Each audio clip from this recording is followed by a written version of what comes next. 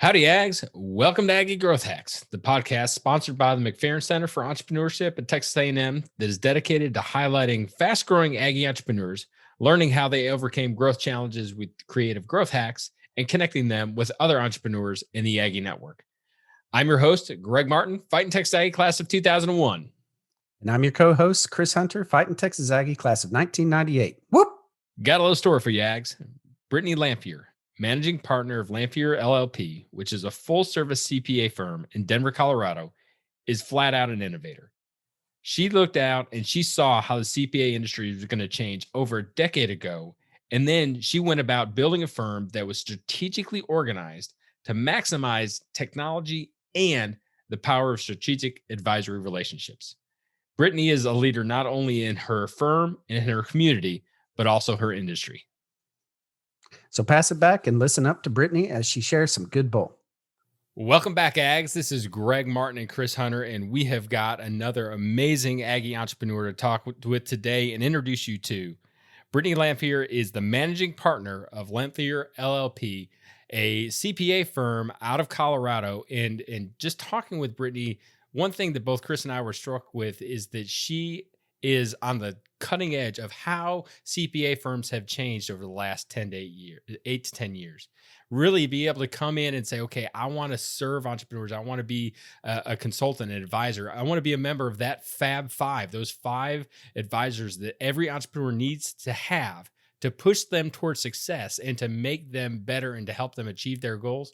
Well, Brittany and her team define and personify that. So, Brittany, thank you so much for joining us. We are so excited to learn from you and just to hear some wisdom and knowledge that you've got today. Thanks for having me, guys. This is so exciting, and any chance I get to talk to some fellow Ags out here, while living in Colorado doesn't come across all the time, but I'm always excited when I do, and love any chance I get to connect to this Aggie network. Well, it's great to see that you are definitely representing the Aggie network up in Colorado, and we're excited to learn from you. So let's talk about Aggie Land, and what is your favorite Aggie memory? I was thinking about this in advance of the interview, and there's so many to choose from. I come from a long line of Aggies. My grandfather on my mom's side was an Aggie. And so many of her siblings went there. She didn't, because they didn't have a nursing school at the time, my mom. But I have aunts and uncles that were there that I just have so many memories growing up. So I feel like I became an Aggie in September of 1995 when I came to the A&M LSU game. It was so hot. I was with my grandfather, and we got stuck in this section right behind the LSU band. Oh. And it was so hot, but A&M won that game. I think we ended up even going over towards the end of the game and watching the rest of it over in the MSC in the flag room with a whole bunch of Ags, because it was just so hot in the stadium. And but just so many great memories. I felt like that's where it just really got, kind of imprinted on my heart that was the place for me. And then, of course, just in my time on campus, I just think there's too many to choose from all the football games to ring day to graduation, and just so many little experiences there. I don't know if I can pick just one from my time on campus, but that first Aggie game, I think we all remember where we, that experience. That was a real special one for me as a young kid with my grandfather. Wow. I love that. Everyone has a lot of Aggie memories around football. And I actually do remember that game. That was my second year at A&M, and I remember I was sitting right there on the second row, watching that, and it was just an amazing game. So tell us a little bit about your company and what you do and how you help other Aggie entrepreneurs and other entrepreneurs. Yeah. Well, as Greg said, we're a full service CPA firm. We're here based in Denver, Colorado. So, I came through the Mays Business School and ended up out here in Denver. I got recruited by Deloitte to come out to Denver and did my PPP internship out here, and then came back full time. That's actually where I met my husband. And we ended up breaking off after we got married and started our practice. So we manage our practice together, and our emphasis is really around working with, we kind of say, the small but sophisticated clients, whether it's a business, an entrepreneur, an individual with kind of more sophisticated tax planning needs. We really look for those relationships where we know we can invest and add a lot of value. So, our emphasis is not around being just a tax preparer, kind of that transaction centric type model of business that's kind of been the go-to for the industry for so long. We really emphasize, where can we find these relationships that we can add our expertise to really help move the needle and optimize their position, help them achieve their goals for their business, their goals for their family on the tax side. This is obviously such a complex area and such a mystery to so many people. And so we really look to partner with those business owners, with those entrepreneurs that we really feel like we can help them move that needle further in their favor. So, like I said, we kind of say the small but sophisticated clients, but a lot of times that comes down to business owners, owner managed businesses. We do work with some larger size businesses, but we love working with those businesses that are managed by the founding owners, and where we really feel like it's their baby, and we can really use our expertise to help them move that forward in whatever direction they're wanting to. So that's really our emphasis as a practice is, hey, take those relationships and let's serve them end to end, from the proactive forward-looking planning piece all the way to what we say, that final product, that tax return at the end of the year really should just be the end product of a year well planned. But really we try to emphasize that relationship and the ongoing nature of what we do for our clients. So Brittany, we've talked a lot with other entrepreneurs that want to serve their clients and bring value to them. So you have a very well-defined client, your target. So how did you develop your value proposition? Because that sounds like, hey, yeah, every entrepreneur needs to have you in their life. Yeah. Well, we, started our practice, young and hungry, and kind of came out of Big Four, and we're kind of willing at that point to say, whoever will pay us money, we'll figure out how to do it. We knew we were capable, and we grew our practice really substantially, let's say in the first 5 to 6 years. And, by all the measures, we were doing it. We were successful business owners and doing the thing, and our revenue was growing. We were hiring employees. We had a lot of demand, but, as we stepped back from that a little bit, we really felt like we were missing a piece. We had so much work on our plate. And I think that's the challenge that so many CPA firms run into, is not that they're not capable of doing more for their clients, but that they're so bogged down in the volume and chasing whatever deadline is next, that there's never that hard stop to pull back and say, what can we really do for these clients? And it frustrates the clients, but it was also frustrating for us because we knew we were capable of that. And we were just constantly chasing our tails and just never really had that opportunity. And so, about 5 years ago, we, kind of had that turning point where we said, what kind of practice do we actually want to be? Do we want to continue to build out this volume and all the challenges that presents from a resource standpoint, from a profitability standpoint as a firm?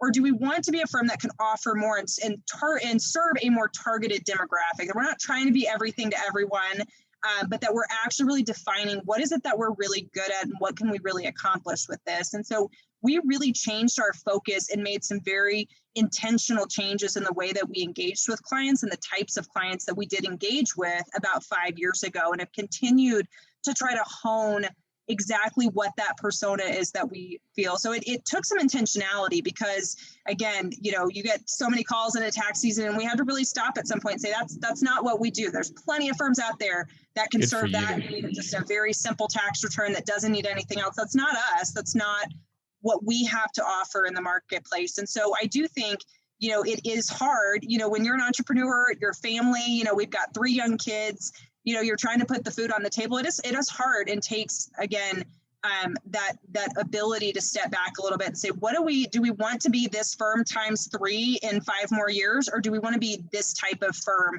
and really target ourselves in that direction to create that place in the market, as well as that legacy that we want to have as a firm, 10, 15, 20 years into the future. Super awesome. I think that's amazing. There's so many businesses that don't do that just want to serve everybody, just because they can. And I totally see it in the marketing industry. And a lot of agencies will just serve absolutely everybody, right? And by doing so, you serve nobody by doing that, right? So I definitely applaud you for for doing that. That's pretty awesome.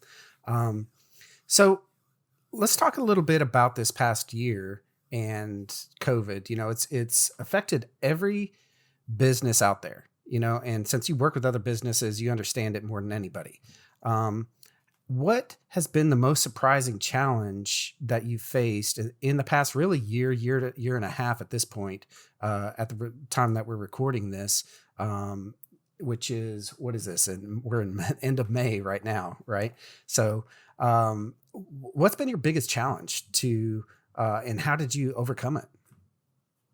Yeah, this year has been so challenging for all of us. And I think for us, it's been in a different respect than I think for many businesses. Like you said, our business is small businesses. So we have gotten to be on the front lines to see what so many businesses in so many different industries all across the country have faced. We have a client that's a theater production company on Broadway in New York City. We have hotel clients in Texas.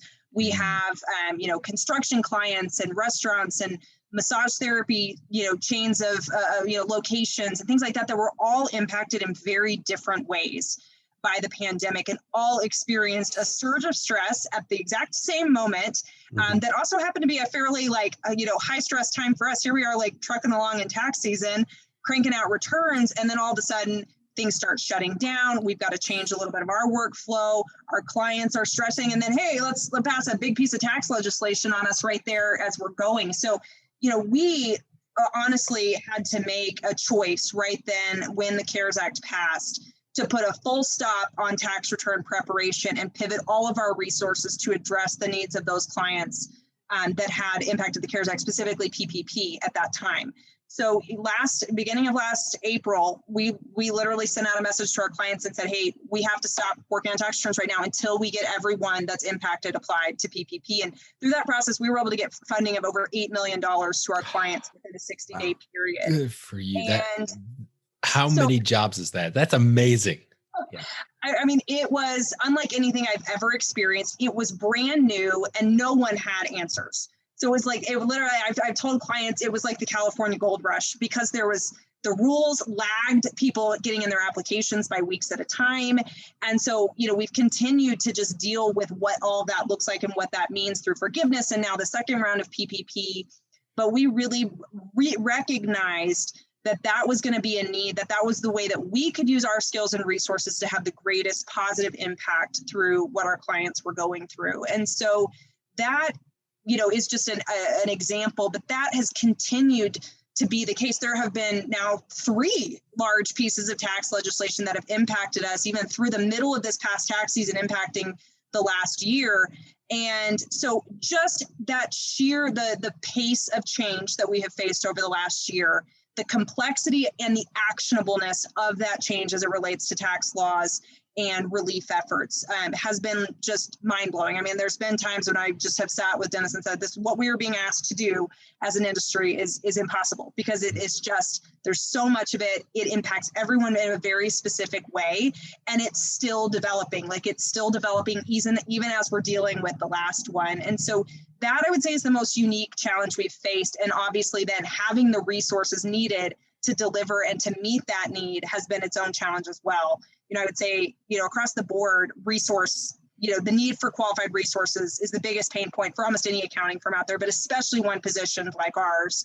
And so having the resources and then being able to deploy those resources in a flexible and adaptable way has been a learning curve this year that we're still, again, kind of working with, even as things continue to develop in this area. So can you give us an example? I'm going to put you on the spot. Could you give us an example of a system or a process or something that you implemented with your team to be able to efficiently get that information to them? Because it's rapidly changing, but everyone on your team needs to know. So how do you as the boss make sure that everyone is up to speed? You're exactly right that it was so much work that there was no way for it all to come from me or for it all to be kind of resident in my brain or Dennis's brain or even our upper level management staff. We had to find a way to efficiently get the information and then translate that to a client in a pretty rapid fashion. So, I kind of, when I talk to other CPA firm owners, I kind of say the training ground for this for us was when TCJA passed at the end of 2017, and all the work we had to do with our clients then to help get them to where they needed to be in light of the new tax law. So we did a ton of advisory work with that around with new and existing clients to figure out what's the process that we need to take something so big and figure out how it applies to each individual client. In that case, we had a year plus to do that. And this time we had a couple weeks, and really even shorter. A week and a half. That mad dash there was for PPP1. So, I recognized from that experience that what I had to do is I had to take it and I had to define a process around it. I think anytime you're trying to take something large and scale it across multiple resources, you've just got to define process. And so, what we did, we leveraged, other tools that we had access to in the industry. But again, it was kind of like developing on the fly. And so I was able to kind of take, here's what information we're going to need, and here's how we identify which clients those are. We split that list across all of our staff that were capable of doing it. And then basically, again, took any other projects we were working on, took them off the table until we had fully addressed this need. So again, for me, it was about just defining a process and giving my staff the ability to say, okay, I need to do this, this, and this. I'm going to put it in this spreadsheet, and then I'm going to send it to this client and let them know this. And so again, I think for us, so much of this is about process. I think so many firms shy away from this kind of advisory service model because they don't have the process around it that they have around everything else that they do, whether it's bookkeeping or audits or tax work. Accountants are great at process, but they haven't created process around how to advise their clients and how to take actionable steps with their clients to execute on that planning. So that's what I knew we had to do. We had to define a process around it so that it could be executed on in an efficient manner. And that's how we really had to tackle that beast, last April when that happened. I'm a systems guy. I love systems, right? I love processes. So when you talk SOPs and new processes, that's what I absolutely love. So tell us a little bit about your big, hairy, audacious goal, right? Your BHAG. What's your 5 to 10 year moonshot? We have always wanted to continue to grow the firm to the extent we could do that without losing sight of that vision and that focus in the market. Again, I consider the clients that we serve to be grossly underserved in the CPA and tax market as a whole. I think there's a shortage of resources in tax just as a wide industry, but in this niche industry that focuses on advisory, there's even greater shortage there. And so, most firms, as they grow, as they expand and become more of a regional presence, they're going to look to increase the size and the scale of the clients that they're serving. So they're going to move more into that mid-market space where they're looking for those bigger, mid-cap type companies. And especially in a market like Denver, that's a little bit smaller. There's the large cap companies, which are very few and far between, and all the big four just sort of fight over those and trade them back and forth every couple of years as they underbid each other. And then there's the mid-market, which is fairly robust, but still, again, has a lot of players in that space looking to serve it. So kind of in the, sub big four space, but even in the more regional firm, we have some great regional firms out here.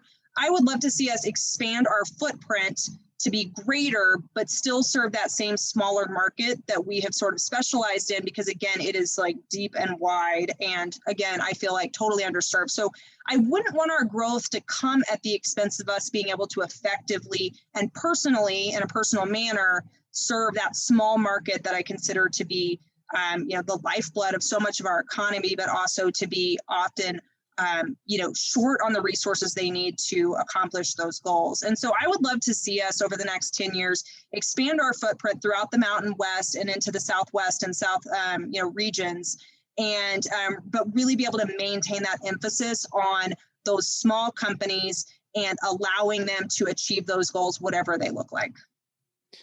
So, Brittany, let me ask a follow-up question to that. So do you achieve that not only through the systems that you've got and through good selection and training of your people, but is there any specific technology that's coming along? Because I know that the accounting world is being radically changed with some really cool technology stacks. I mean, I'm such a nerd that I say accounting technology is cool, but I mean, it really is very impressive what can be done.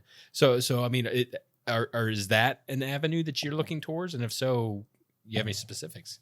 100%, because again, like I said, the resources are short. So to execute on this work on a significant scale, you need to leverage whatever technology you can. So I mean, since we came into practice, that was one of the ways we tried to distinguish ourselves, is by being very technology leveraged. We went paperless before that was cool. We went remote with a lot of our employees before that was cool. We were doing things in the cloud and trying to leverage all of those different things to make our processes more efficient, to make our people go further.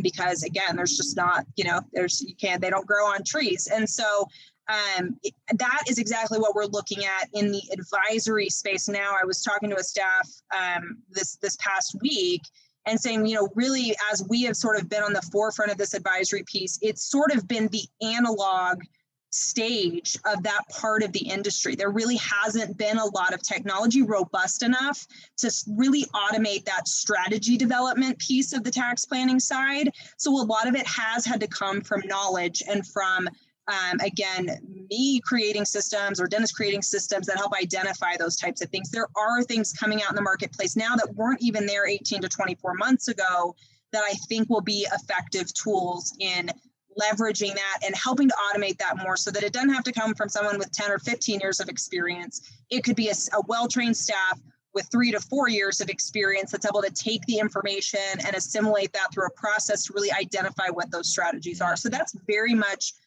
readily developing. I'm seeing more things like that all the time, but really even 2-3 years ago, there was very little on the market there. So we have partnered with some technology, some software companies, specifically Thomson Reuters.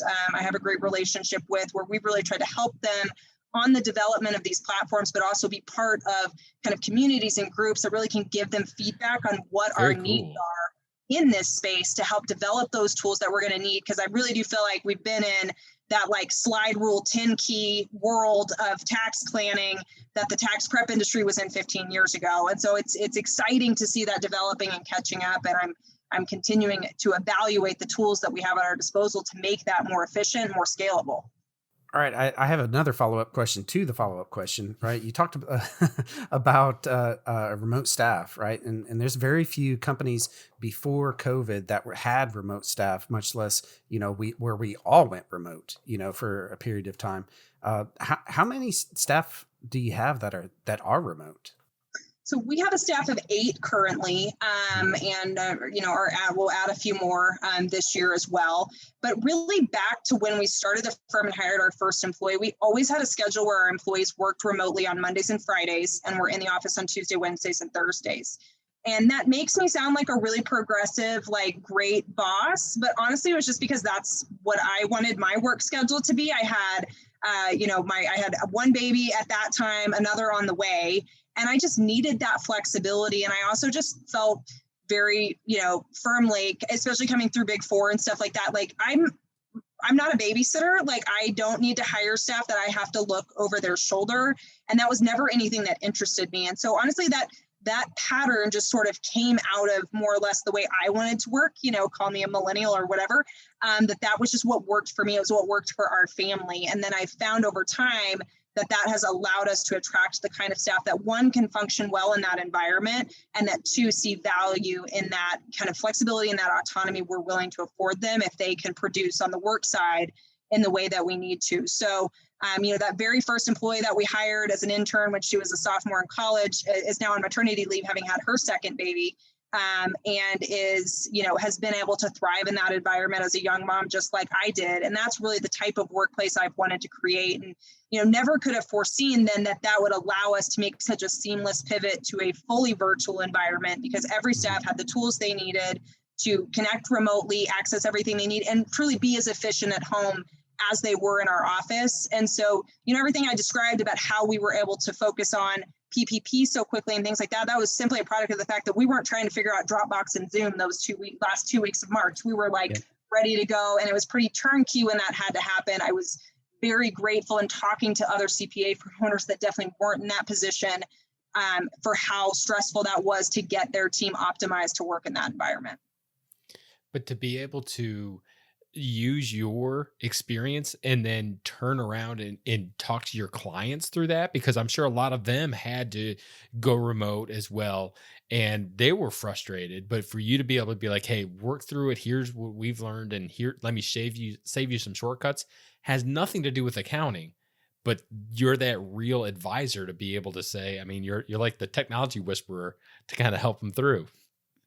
Yeah, I mean, it was definitely, I felt like an advantage that we had and allowed us to be able to kind of see through that stress and really help guide our clients through that process. I think when everything was shutting down, there's of course that instinctive feeling as a business owner, okay, what if my clients can't pay me? What if, clients say they have to leave? I mean, we're not, our model's pretty robust, so we're not the cheapest tax firm out there. And, what we found is that our clients truly saw us, to borrow some accounting lingo and drop that on you. Our clients really saw us as an asset through that process, as really someone who could add value rather than an expense or something that hurt their bottom line. We found ourselves feeling very indispensable, which was stressful at times to feel that indispensable to that many people.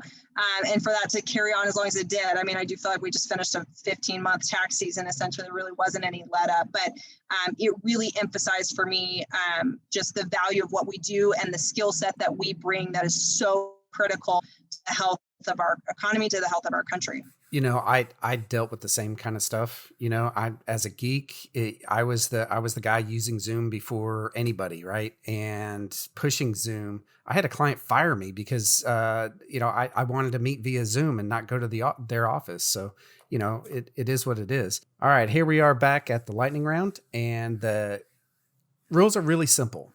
All you got to do is answer the question in less than a minute. All right, you ready? All right. So what is your favorite hack? This can be personal or business. So I would say, if we can call it a hack, one of the things I have found to be the most beneficial to me as a business owner is, several years back, we joined a community of other CPA firms. So a peer group of about 8 firms that we can all bounce stuff off of each other in Slack. We get together twice a year. And I think most entrepreneurs can identify with how isolating this experience can be. And certainly that's true in our space as well. So I would just say, find a community of people who are doing the things that you are. They're not your competitors. They're the people that can help you feel like there's a path you're walking on, instead of hacking through the bush, through the forest all the time. And that's been a huge benefit to me. And I love that that's what, in some ways, you guys are creating in this community of entrepreneurs through Aggie Growth Hacks. So what is a book, a podcast, a YouTube channel, something that you get a lot of value out of that our listeners need to check out?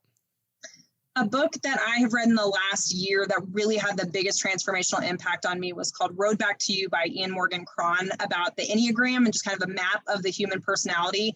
That did more for me to understand myself as a business leader, as a mom, as a wife, all the different roles that I fill, as well as the people I interact with, and how to lead my employees, how to understand my business partner and husband even better. That had such a transformational impact on the way that I, again, see and filter the information and how I experience the world. So something like that, can really change your perspective, I feel like, as a business leader, and was hugely beneficial for me. Love it. So we all know how valuable that the Aggie Network is. And just every single Aggie out there knows everybody. As soon as you see that ring, see someone wearing an Aggie shirt. So is there someone in the Aggie Network that you'd like to thank? It's so hard to pick just one. If I have to pick one, it would have to be my grandfather. As I mentioned, he was a lifelong Aggie, gave me my love for Texas A&M and for Aggie land. He and my grandmother have retired and live down there in Bryan now. So he is also a lifelong entrepreneur and really instilled that in my mom, who then instilled it in me. He and my uncles run a really successful company that's also a client of ours that has been featured in the Aggie 100 3 or 4 times. We have, our firm has as well. And so it was really cool for me to kind of feel like I stepped into that third generation of really fast growing Aggie owned businesses. So I've got to call out my grandfather and the legacy that he's left for me in that. But then, of course, so many other professors in the Mays Business School, Claire Nixon, my first tax professor, Ben Welch, a management professor, as well as Rick Rigsby, who was a speech professor that I had. All of them left such an imprint on me, and I feel like the way that I lead my business now. Well, Brittany, how can the Aggie Network get in touch with you? I have to believe that there are Aggie entrepreneurs out there that are hearing your different version of what a CPA and a tax planner needs to be. I know someone's going to like, I need a Brittany. So how do they get in touch with you? Well, I'm embarrassed to say that we're not, as a firm, as active on the social channels as I wish we were. If they would stop changing the tax code on it, I'm sure we could find to get our Instagram and our Facebook kind of more current and things like that. So if you look at those and they haven't changed in the last 5 or 6 years, it's just because we've been, just drinking from the fire hose this whole time. But we have a website out there, lanphiercpa.com. People can look us up online, learn a little bit about our firm. We've really invested a lot in that website and trying to make sure it communicates our story and what we can really offer our clients. So I encourage you to look out there at that. There's avenues there to reach out to us. And if you would like to learn a little bit more about us, learn a little bit more about how we could serve you, your business, your family, we would love the chance to connect with you through that channel. Well, thank you so much, Brittany, for coming on here. You've dropped some major value bombs for us, for all of our listeners. And we really appreciate your generosity and support that you've given us and other Aggie entrepreneurs around the world. Thank you guys again. I just really appreciate the opportunity. And hopefully there's some Maze business students out there that'll go get an accounting degree and come work for us at some point, because we need good people, and there's no better place to find those than Aggie land. Whoop. So how about that, Ags? Was that some good bull or what? There were some valuable hacks that Brittany shared with us. What was your favorite, Greg? Well, Chris, I really liked and appreciated the fact that Brittany shared that she had the peer group with other CPA firms. And at first thought, I was like, well, why would you have a peer group with people that are in your own industry, in your own town? But really, she answered that and is like, look, these are the people that really understand what you're going through. I know that entrepreneurism can be a very lonely road to travel sometimes, but to be able to have not only an entrepreneur that understands your industry, but also understands the struggle that you're going with, and then how do you overcome that and help? That was really, really powerful. And for her to be able to realize that they're not competition, I'm sure that there was some shared relationships between them, but really the fact that she got more out of that and she had the faith and trust to learn from her peers was super powerful. I was blown away by that. What about you? Man, I 100% agree with you. Of course, I always do. But the peer group, I agree. That is huge. Huge for any business to get into. And if you're an Aggie entrepreneur sitting out there on your own island, I highly recommend that you find a peer group to get into, whether that's EO, whether that is HTG, if you're in IT, or there's all sorts of peer groups out there. Go search for them and you'll find them. All right, so mine, obviously, I'm a systems guy. I love. I knew you were going to say that. I love having a great system. And not only having a great system, but then putting it down on paper of step 1, step 2, step 3, and then refining it over time, right? And saying what worked and what didn't work, and how can we do this better? And really making sure that every single tiny itsy bitsy thing in your organization has an SOP, a standard operating procedure document that goes along with that. I had something that was shared with me a long time ago by one of my mentors, Mike Cooch. It's called the process. And the process is simply a process for the processes, right? Because you have to have your organization needs to know how to create a process, and how to create that standard operating procedure. So every new hire that I have in my organization gets a copy of the process that is step 1 through 10 of exactly how to create a process. Mm-hmm. So that's my hack. Processes will save you every single time. Well, that's going to do it for another episode of Aggie Growth Hacks. Chris and I hope that you enjoyed it and that you'll leave us a rating on iTunes, Stitcher, Spotify, Google Play, wherever you found us. Be sure to check out our website, aggiegrowthhacks.com, where you can hear all of our previous episodes, connect with Chris and I, and make sure that you check out the monthly hack shops, where we tackle some of the biggest challenges that entrepreneurs have And then we talk to an expert and have a deep dive into very actionable advice. Aggie Growth Hacks was produced by fellow Aggies Kyle Ackerman and Ben Wiggins with Podcast Architects. We also want to give a huge shout out to our sponsor, the McFerrin Center for Entrepreneurship at Texas A&M University. Since 1999, the McFerrin Center for Entrepreneurship has served as the hub of entrepreneurship for Texas A&M. If you're an Aggie entrepreneur or even a wantrepreneur, head over to their website to find a program that's right for you. Join us next time when we connect with another great Aggie entrepreneur and learn how they hack their growth. Until then, I'm Chris Hunter. And I'm Greg Martin. Thanks and gig 'em.